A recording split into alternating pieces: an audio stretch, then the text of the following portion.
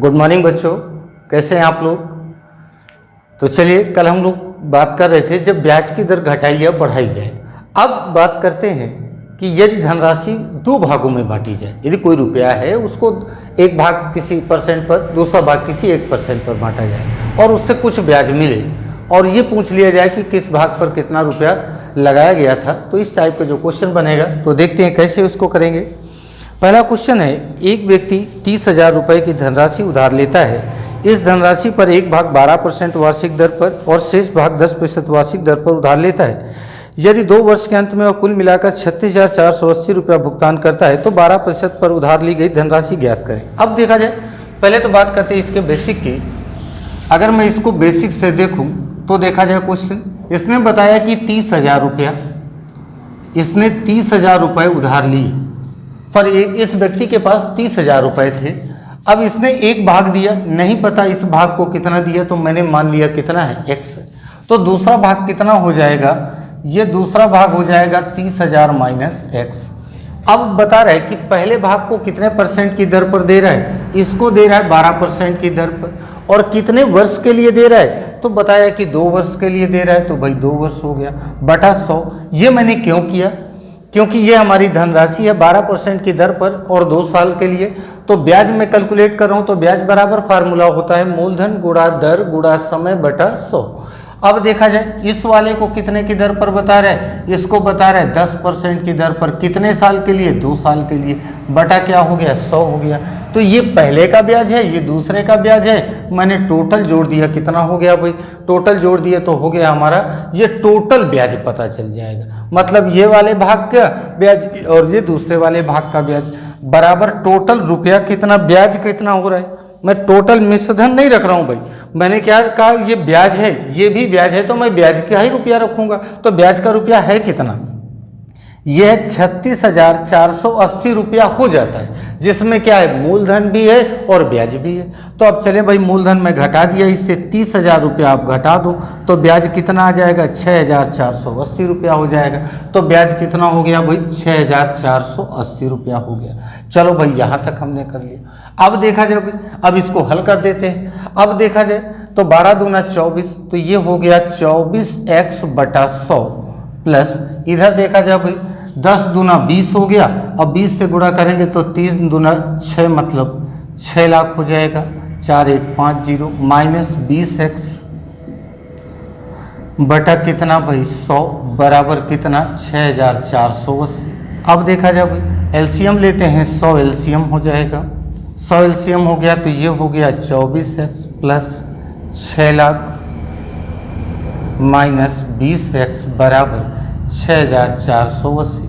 अब देखा जाए, इसको इधर भेज दो, इसको घटा लो आपस में, ये घटेगा तो हो जाएगा भाई 4x प्लस 6 लाख बराबर, ये इधर जाएगा, 2 जीरो लग जाएंगे, 6,480, 2 जीरो और लगा दो। अब इसको x बराबर कर लेते हैं भाई।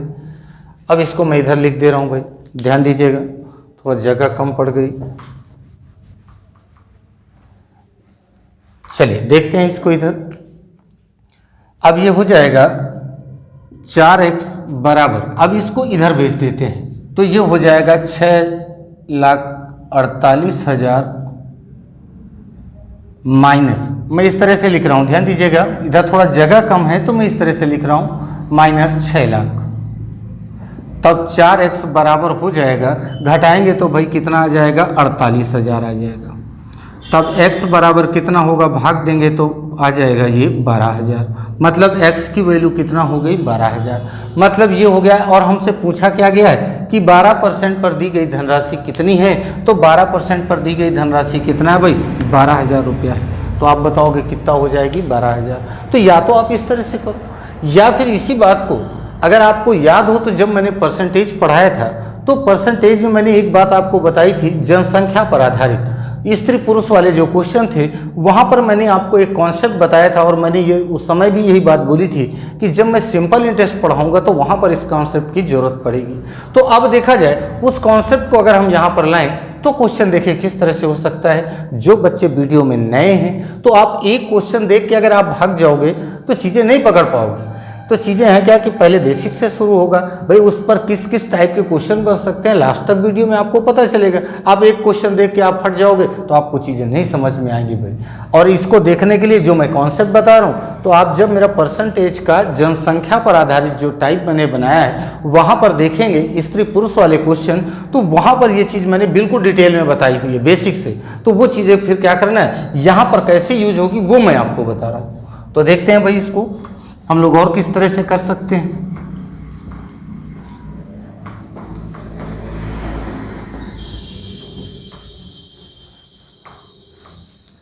अब देखा जाए, इसने बताया कि एक भाग तो देता है 12% की दर पर और दूसरा भाग दे रहा है 10% की दर पर। ये तो था एनुअली, ये वार्षिक है, 12% वार्षिक और ये है 10% वार्षिक। उसने एक वर्ष के लिए नहीं दिया है, उसने कितने वर्ष के लिए दिया है, 2 वर्ष के लिए दिया है। तो भाई क्या करेंगे, गुणा 2 करेंगे, गुणा 2 करेंगे। क्यों 2 करेंगे, क्योंकि 2 साल के लिए उसने इन्वेस्ट किया है। तो सिंपल इंटरेस्ट है, तो ये भाई कितना हो जाएगा, गुणा करोगे तो भाई ये हो जाएगा 24%। ये कितना हो जाएगा भाई, 20% हो जाएगा। अब यहाँ तक बात सबको समझ में आ रही है। तो अब देखो 20% है, ये 24% है। अब मैंने एक बात आपको बताई थी कि आप मिनिमम वाला जो कॉन्सेप्ट था, मैंने क्या बताया था, मिनिमम का जो कॉन्सेप्ट था उसको आप यहाँ पर यूज कर सकते हो। अब यहाँ पर यूज कैसे करना है, तो पहले इसको देखो ध्यान से। ये 20 है और ये 24 है। क्या मैं इस बात को 20% प्लस 4% लिख सकता हूँ? आप बोलोगे बिल्कुल लिख सकते हैं। भाई कितना हो जाएगा, 24% है। ये कितना है, 20% है। अब अगर मैं ये कहूँ कि अगर उसको 30,000 रुपये की धनराशि पर इस पर भी 20% ब्याज मिलता, इस पर भी 20% ब्याज मिलता, तो कितना ब्याज मिलता? पहला मेरा एक सिर्फ और सिर्फ ये सवाल है। इस क्वेश्चन तो ये कह रहा है कि पहले पार्ट पर 12%, दूसरे पर 10%, 2 साल का है तो 24 हो गया और 2 साल का है तो 20 हो गया। लेकिन अब मैं ये कह रहा हूं कि अगर 20% ही ओवरऑल उसको मिलता, मतलब पहले वाले पर भी 20% और अगले वाले पर भी 20%, दोनों भाग में अगर 20% ब्याज मिलता, तो ये कहानी करने की जरूरत नहीं थी, आप डायरेक्ट लगा देते। आप बोलते भाई कितना हो जाएगा, तो 30,000 का आप तुरंत मुझसे बोलते कि 20% सर ज्ञात कर दीजिए। तो 20 पंचे 100, 5 छके 30, मतलब कितना आ जाएगा भाई? आप बोलोगे 6,000 ब्याज होगा। भाई चलो बिल्कुल सही बात है, 6,000 ब्याज होगा। लेकिन क्वेश्चन क्या कह रहा है कि ब्याज कितना हो रहा है? उसने बताया है कि मामला था कितने का, 30,000 उसने रुपए थे उसके, और ये बना कितना है, 36,480 रुपया बना है। तो बताओ भाई ब्याज कितना मिला होगा? 6,480 ब्याज मिला होगा। अब आप बता रहे हो कि ब्याज, क्वेश्चन कह रहा है कि ब्याज कितना है, 6,480 है। मैं यहाँ पर जो कैलकुलेट कर रहा हूँ 20% के रेट से, तो यहाँ पर ब्याज कितना आ रहा है, 6,000 आ रहा है। तो चलो भाई जरा 6,000 इससे घटा देते हैं। 6,000 घटाए तो भाई कितना आ गया, ये आ गया 480 रुपया। 480 रुपया यहाँ पर अभी अधिक है, तो यहाँ पर परसेंट भी तो हमने छोड़ा था। कितना छोड़ा था, 4%। तो आप बोल सकते हो कि 4% कितने के बराबर है, 480 के बराबर है। तो 1 पर 480/4, तो हमें जरूरत किसकी है, 100% की। तो 100% देख लो, 480/4 गुणा 100, 4 से काटेंगे 12, गुणा करेंगे भाई कितना आ जाएगा, 12,000। मतलब ये हो गया कि ये धनराशि कौन सी है भाई, पहली वाली धनराशि है। तो कितना रुपया हो जाएगा, 12,000। पहले वाली धनराशि पर उसने कितना रुपया लगाया था, 12,000 लगाया था। दूसरे वाले पर कितना लगाया था, आप उसको क्या करोगे, 30,000 से आप इसको घटा दो तो 18,000 रुपया क्या हो जाएगा, दूसरे वाले भाग पर लगाया था। बिल्कुल आसानी से आप चीज़ों को कर सकते हो। मुझे समझाना था तो मैं इतना इधर कैलकुलेट किया, इधर यहाँ पर ये करके आपको दिखाया।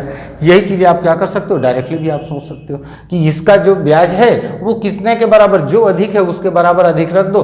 यहीं पर आप खट से एक लाइन पर इसको कर सकते हो। 4% की वैल्यू है तो 4 से डिवाइड किए, 100 मतलब 2 जीरो और लगा दो। ये 2 स्टेप करने की कोई ज़रूरत नहीं है, बस चीज़ें हैं क्या, मुझे आपको बताना है तो मुझे करना पड़ रहा है। तो चलो भाई नेक्स्ट क्वेश्चन देखते हैं। ये कॉन्सेप्ट अगर यहाँ नहीं समझ में आ रहा है, कम समझ में आ रहा है, तो भाई परसेंट वाला वीडियो आपको देखना पड़ेगा, क्योंकि यहाँ पर अगर मैं पूरा अगर फिर से समझाना शुरू करूँगा तो फिर बहुत टाइम हो जाएगा। तो चलिए देखते हैं इसी पर। नेक्स्ट क्वेश्चन क्या है कि 4,000 रुपये की धनराशि को 2 भागों में निवेश किया जाता है। एक भाग पर 3% वार्षिक दर पर, शेष भाग पर 5% वार्षिक दर पर साधारण ब्याज की दर। 1 वर्ष के अंत में उसे कुल धनराशि 4,144 रुपया मिला, तो अलग अलग धनराशि ज्ञात करना है। तो देखा जाए भाई 4,000 रुपया है, पहले 3% पर, दूसरा 5% पर। पहले उसने इन्वेस्ट किया है 3% पर, दूसरा इन्वेस्ट किया है 5% पर, और उसने टाइम ड्यूरेशन बता दिया 1 साल का। 1 साल का ड्यूरेशन है, तो क्या इस बात को आप ये लिख सकते हो 3% प्लस 2%? भाई बिल्कुल लिख सकते हैं। तो अगर सिर्फ ब्याज उसे कितना मिलता, 3% ही मिलता, तो मिनिमम 3% मैं लेके चल रहा हूँ। तो अब देखा जाए भाई 4,000 रुपया है, 3% ब्याज। अब देखो भाई कैलकुलेट करो, 4 3 12 कितना हो गया 120। और क्वेश्चन कितना बता रहा है कि उसने 4,000 रुपये लगाए थे और उसको मिला कितना है 4,144, शायद यही था, हाँ यही है। तो अब देखा जाए भाई कितना ब्याज मिला, आप बोलोगे 144, मैं कैलकुलेट कर रहा हूँ कितना आ रहा है 120। तो चलो भाई 120 घटाते हैं तो कितना आ जाएगा भाई 4, इधर से कितना हो गया 24 रुपया ब्याज हुआ। कितना परसेंट अधिक है, तो आप बोलोगे भाई 2% अधिक है। तो 2% बराबर हो रही वैल्यू कितना 24। तो 100% देखना है, तो परसेंट हटाओ, 2 जीरो लगा दो, 2 से काटो इसको, कितना हो जाएगा भाई 1200।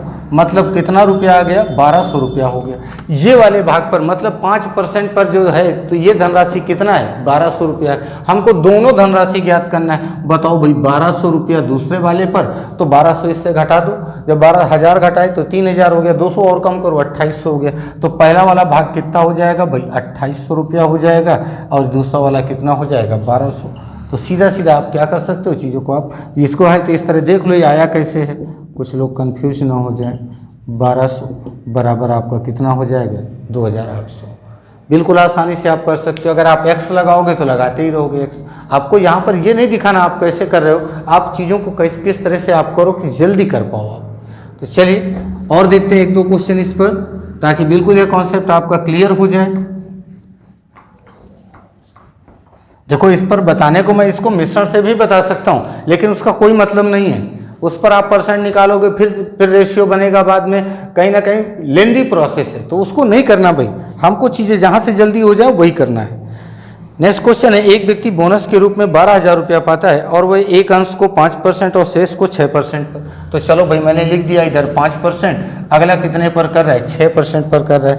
कह रहा है 4 वर्ष का मामला है भाई, तो गुणा 4, तो इस पर भी गुणा कितना हो गया 4, तो 6 चौको 24%, ये हो गया 5 चौको 20%। अब बताओ भाई इसको क्या लिख सकते हो आप, अब इसको आप लिख सकते हो 20 + 4। अब देखा जाए भाई अगर 20% ही ब्याज मिलता उसको 12,000 में, तो कितना होता है, उसको उपार्जित ब्याज इसने अलग से बता दिया है कि 2,580 है, तो 5% पर निवेश की गई धनराशि बताना है। तो देखते हैं भाई, अब 12,000 रुपया है टोटल, इस पर 20% ब्याज देखते हैं भाई। 20% ब्याज 2 जीरो, 12 दूना कितना हो गया 2400 रुपया टोटल ब्याज हो गया। क्वेश्चन कितना बता रहा है, ब्याज 2,580 बता रहा है, हमारा कितना आ रहा है भाई 2400 आ रहा है। तो घटा दो इसको, कितना आ जाएगा भाई 180 रुपया हो जाएगा। 180 तो कितने के बराबर है 4% के, तो आप 4% बराबर 180 रुपया। तो अब 100% ये हटाए, परसेंट 2 जीरो बढ़ाए, 4 से काटो इसको, 4 चौको 16, 2 4 पंचे 20, मतलब कितना आ जाएगा 4,500। ये कौन सी धनराशि है, ये इधर वाली धनराशि है। अब देखा जाए तो इसने पूछा है कि 5% पर निवेश की गई, तो 5% ये है। तो चलो भाई, तो 12,000 से आप क्या करो भाई 4,500 घटा दो। आप घटाओगे तो कितना आएगा, 12,000 से 4,000 घटा दो, 8,000 बचा, 8,000 में 500 और कम कर दो, कितना हो जाएगा 7,500 रुपया। मतलब 5% पर निवेश की गई धनराशि कितना रुपया है 7,500 रुपया है। सबको चीज़ें समझ में आ रही हैं। चलिए तो एक क्वेश्चन और इस पर देखते हैं। आइए देखते हैं नेक्स्ट क्वेश्चन इसी पर। एक व्यक्ति के पास 2,000 रुपये थे, उसने कुछ 5% वार्षिक दर पर और शेष को 4% वार्षिक दर पर उधार दे दिया। एक वर्ष में उसे कुल 92 रुपया ब्याज प्राप्त हुआ, तो उसे 5% पर उधार दे कितना दिया गया था। अब देखते हैं भाई इसी, तो उसने पहले दिया है 5% पर, दूसरा दिया है 4% पर, और 1 साल है। तो अब क्या इसको आप ये लिख सकते हो 4% प्लस 1%। अगर ये सिर्फ और सिर्फ 4% ही ब्याज मिलता तो 2,000 में कितना होता भाई, तो कैलकुलेट करो भाई 2,000 का 4%। आप इसको मुजबानी भी कर सकते हो भाई, कितना हो गया 80 रुपया। क्वेश्चन बता रहे कितना रुपया ब्याज है 92, 80 घटा दो भाई, कितना बचा 12। ये कितने के बराबर है 1% के, तो 1% बराबर 12, तो 100% बराबर कितना हो जाएगा भाई 1200 रुपया हो गया। 1200 रुपया कौन सा है, ये वाली धनराशि है। तो जिधर ये होगा +1 वाली तो वो उधर वाली ही वैल्यू रहेगी भाई। ये पहले भाग पर कितना 1200 रुपया, इसने पूछा क्या है 5% पर कितना रुपया, तो हो गया 1200 रुपया। सबको चीज़ें समझ में आ रही भाई। तो अब देखेंगे हम लोग नेक्स्ट वीडियो पर कि जब धनराशि को 3 भागों में बांट दिया जाए। यहाँ पर क्या था 2 भागों में बांट रहे थे, तब तो हम x मान के भी निकाल रहे थे। अगर यही धनराशि क्या किया जाए भाई 3 भागों में बांट दिया जाए तो फिर कैसे करेंगे। आइए देखते हैं नेक्स्ट टाइप। इस पर है पहला क्वेश्चन कि एक धनराशि को 2 भागों में इस प्रकार विभाजित किया गया है कि पहले भाग पर 5 वर्षों के लिए 10% वार्षिक दर पर तथा दूसरे भाग पर 6 वर्ष के लिए 9% वार्षिक ब्याज दर से साधारण ब्याज आपस में बराबर हैं। यदि दोनों निवेशों के बीच 400 रुपये का अंतर है तो दोनों भागों की धनराशि ज्ञात करें। अब देखा जाए इसने जो बताया क्वेश्चन कि जो साधारण ब्याज है वो दोनों में क्या है बराबर है। तो देखते हैं भाई, पहले इसको मैं बेसिक पर बता रहा हूँ। तो साधारण ब्याज बराबर मतलब मैं कह सकता हूँ इंटरेस्ट फर्स्ट बराबर इंटरेस्ट सेकंड। यह बात सबको समझ में आ रही। कह रहा है साधारण ब्याज बराबर है तो आप बोल सकते हो SI फर्स्ट बराबर SI सेकंड। ब्याज हमें क्या है इसने बता दिया है कि बराबर है।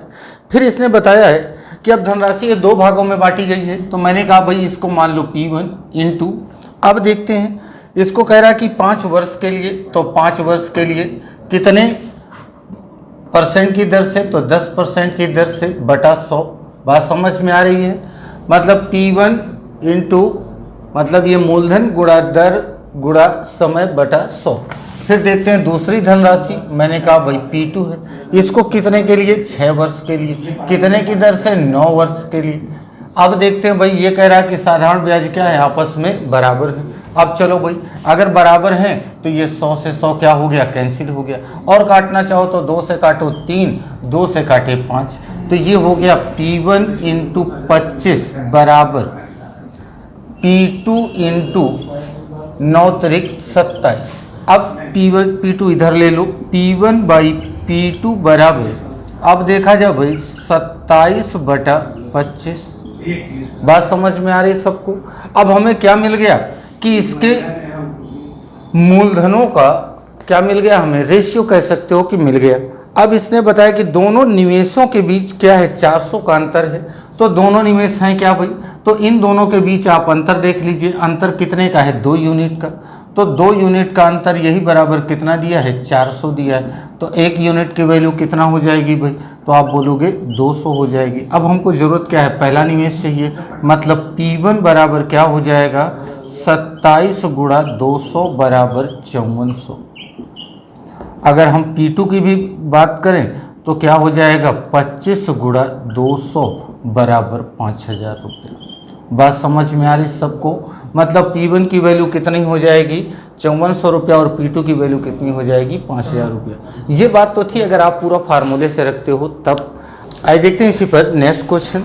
एक व्यक्ति अपने 2 बच्चों को जिनकी आयु 12 वर्ष और 14 वर्ष है के बैंक खातों में 7500 रुपये की धनराशि इस प्रकार निवेश करते हैं ताकि 18 वर्ष होने पर 5% वार्षिक दर से इनको समान धनराशि प्राप्त हो।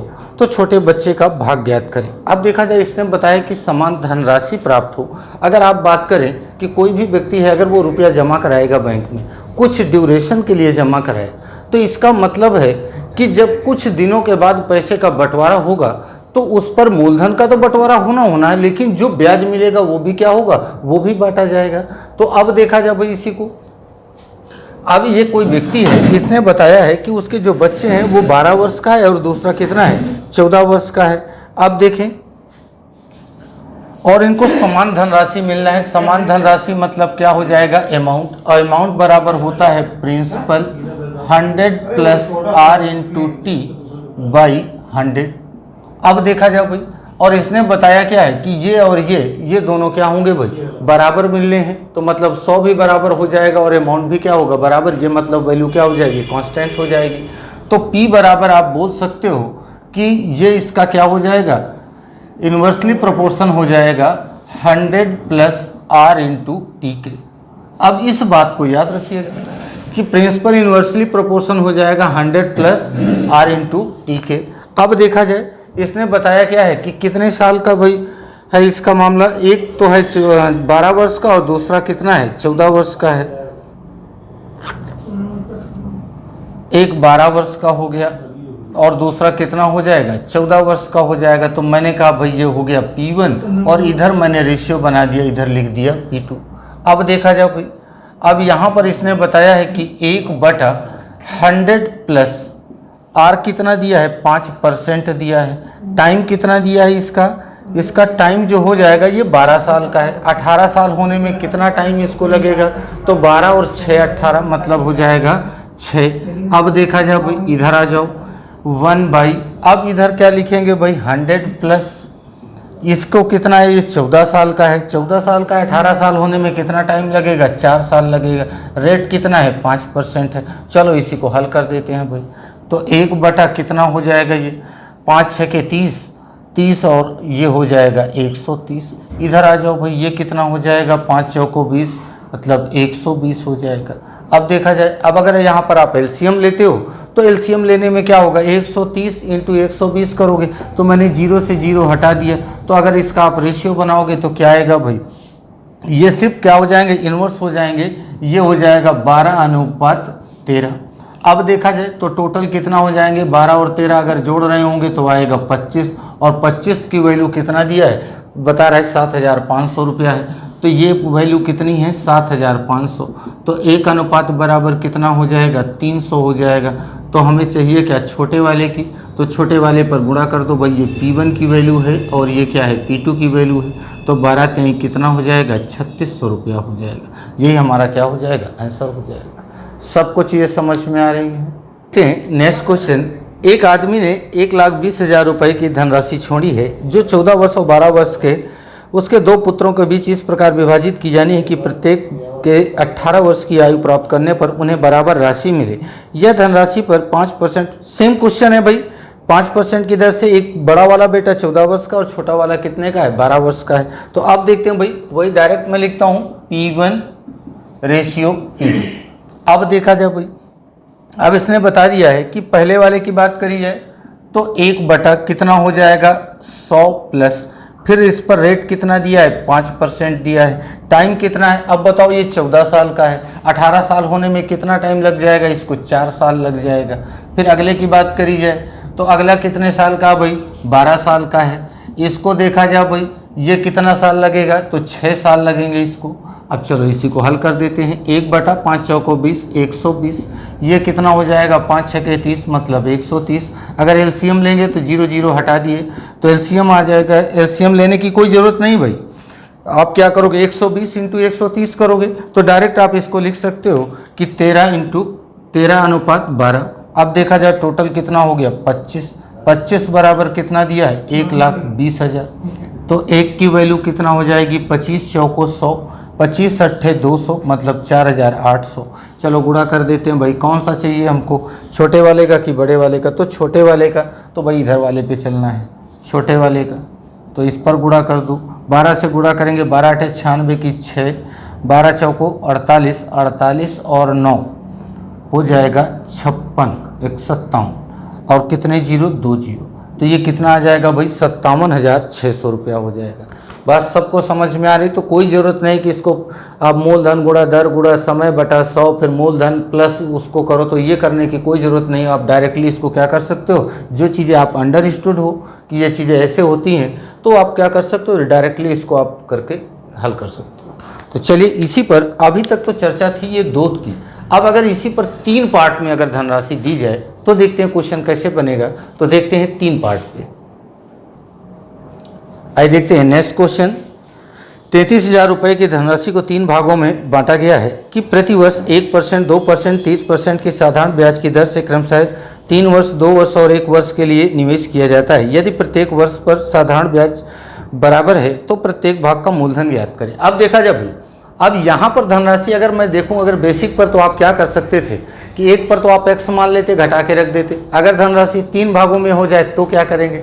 तो अब देखें, आपको कॉन्सेप्ट यही रखना है, आपको कहीं पर भी कुछ भी चेंज नहीं करना है, क्योंकि इसने बाद में बताया कि प्रत्येक भाग पर साधारण ब्याज बराबर है। साधारण ब्याज बराबर है मतलब आई बराबर आप बोल सकते हो P into r into t by 100। अगर इंटरेस्ट बराबर है तो इसका मतलब इंटरेस्ट की वैल्यू और 100 की वैल्यू क्या है, कांस्टेंट है। अगर ये कांस्टेंट है तो इसका मतलब क्या हो जाएगा, प्रिंसिपल इनवर्सली प्रोपोर्शन बन जाएगा आर इंटू टी के।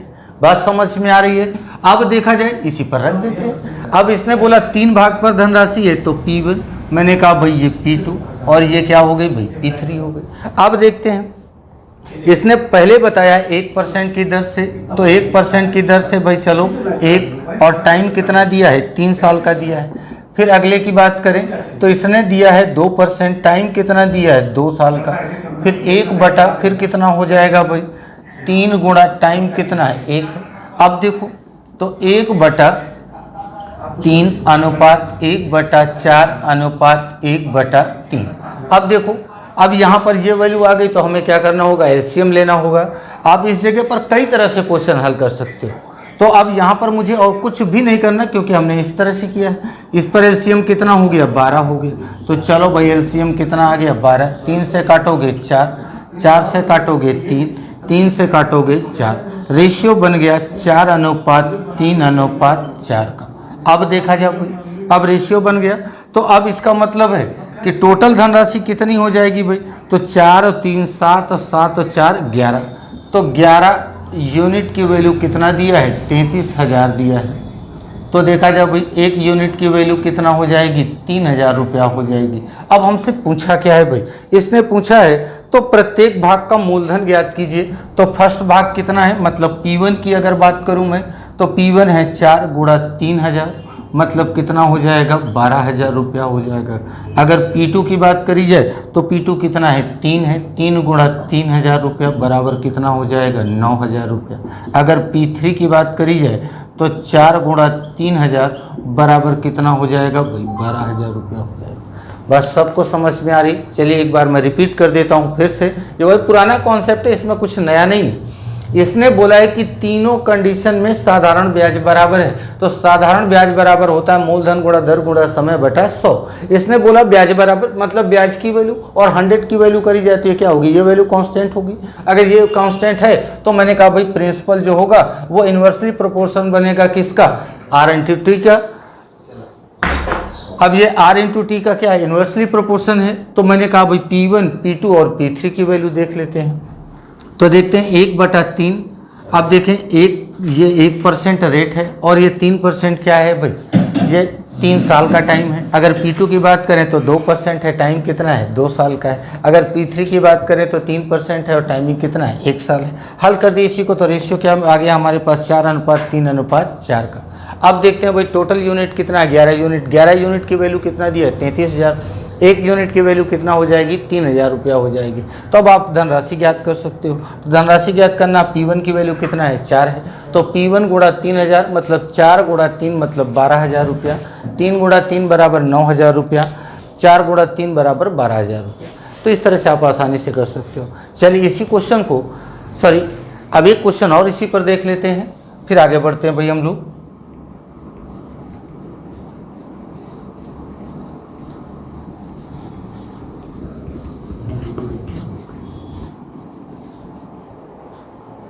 नेक्स्ट क्वेश्चन है 36,000 रुपये की धनराशि को 3 भागों में इस प्रकार विभाजित किया जाता है कि पहले भाग पर 3 वर्ष के लिए 2%। अब मैं डायरेक्ट इस बात को लिख रहा हूँ, वही चीज़ें हैं। तो ये हो गया P1, ये हो गया P2, ये हो गया P3। अब देखा जाए भाई इसने बोला है कि पहला जो भाग है तो पहले भाग को उसने 3 वर्ष के लिए 2%, 3 वर्ष के लिए 2% की रेट से। फिर अगर बात करी जाए तो फिर बोल रहा है अगले को क्या करता है भाई 4 वर्ष के लिए 3% की दर से। फिर अगर अगले की बात करी जाए तो फिर बोलता है 5 वर्ष के लिए और रेट है 4%। अब देखा जाए भाई इसको तो 1/6, 1/12, 1/20। अब चलो भाई 6, 12, 20 का एलसीएम ले लेते हैं तो हो जाएगा 60। तो चलो भाई 60 हो गया एलसीएम। 20, 23, 60, 12, 5, 60, 6 दाम में 60। रेशियो आ गया 10 अनुपात 5 अनुपात 3 का। अब देखा जाए भाई 10, 5, 15 और 3, 18। तो 18 यूनिट की वैल्यू कितना दिया है? 36,000 रुपया दिया है। एक यूनिट की वैल्यू कितना हो जाएगी? 2,000 रुपया हो जाएगी। अब हमें ज़रूरत किसकी है भाई? इसने बोला है तो पहले भाग पर साधारण ब्याज, तो पहले भाग पर साधारण ब्याज बताना है, मतलब पहले तो हम देख ले धनराशि कितना है। तो 10 दूना कितनी हो जाएगी? 20,000 रुपया हो गई।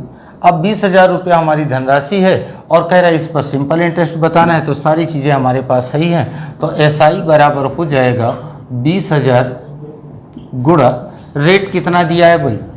3 और 2 बटा 100, 2 जीरो से 2 जीरो गुणा कर दो भाई। 3 दूना 6, 6 दूना 12, मतलब कितना आ जाएगा? 1200 रुपया हो जाएगा। सबको चीज़ें समझ में आ रही भाई? बिल्कुल आप आसानी से कर सकते हो, कोई परिवर्तन नहीं। बस क्वेश्चन बिल्कुल आसान सा है। बस आपको देखना क्या है कि क्वेश्चन आप किस तरह से पढ़ रहे हो और क्वेश्चन को किस तरह से आप कर रहे हो। तो चलिए, सबको अगर चीज़ें समझ में आ रही भाई तो सब लोग वीडियो को सब्सक्राइब करें, लाइक करें। अगर आप लोग लाइक करते हो, सब्सक्राइब करते हो तो थोड़ा सा मुझे भी हौसला बढ़ता है कि नई चीज़ें मैं आपको सही बता रहा हूं और अच्छे तरीके से मैं आपको अगर समझा पा रहा हूं। तो बिल्कुल आप लोग, जो बच्चे नहीं हैं आपके मेरे टच में, तो आप लोग उनको शेयर कर सकते हो और चीज़ों को क्या कर सकते हो भाई? सब्सक्राइब भी करते रहो। जय हिंद।